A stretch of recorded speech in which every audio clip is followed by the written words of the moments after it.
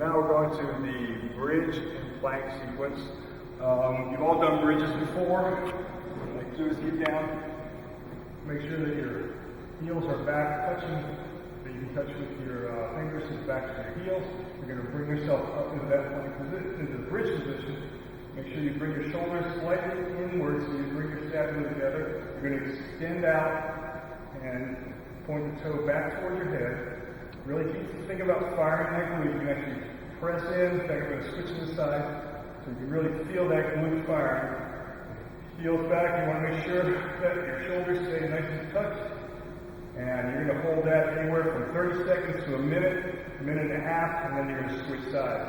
Now, most of my golfers, right-handed golfers, have a little bit of a weakness on the left side, so I usually do 2 to 1. Two times of the work to the left side just to build up that left glute.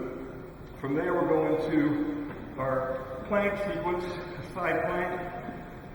You're just going to go into, I like to do it on a mat where you can actually line yourself up, make sure that your body gives you a nice cue to make sure that your body's in line. But with this, I'm just going to come up into it. You want to make sure that as you press onto the elbow, that you're really pressing up through the shoulder to make sure that shoulder is engaged, keeping yourself nice, shoulder back, and you're going to come into that position. You can do pulse, but with this particular motion, I like to keep the shoulder engaged because when you come into the pulse on the side plank with the shoulder involved, it tends to come out of position. So I like to keep it in that position throughout the movement. From there, you're going to go into a prone plank.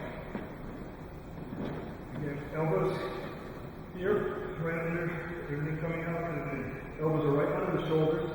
And from here, what I like to do is go into a hip extension. So you're going to extend, fire the glute, and then extend the hip up. Fire the glute, heel comes up. So you're going to repeat that process maybe 5 to 10 times. After that, you're going to go into your elbow drops, coming up into a push-up position, back down. And you want to control this movement throughout. Don't go real fast. Make sure you keep that core engaged as you go through the movement. I'll usually do 5 to 10 to one side, then 5 to 10 on the other side. Now, as you get closer to the tournament, you might not want to put as much pressure on the shoulder. So what I like to do is come up, or if your athlete has a shoulder problem, you can come up on a bench plank. That takes the shoulder out of it. Put your feet up. What you're going to do is come up into a plank with your feet elevated. And with this one, I do like to do a pulse, and you can actually do a leg lift as well. So try that motion.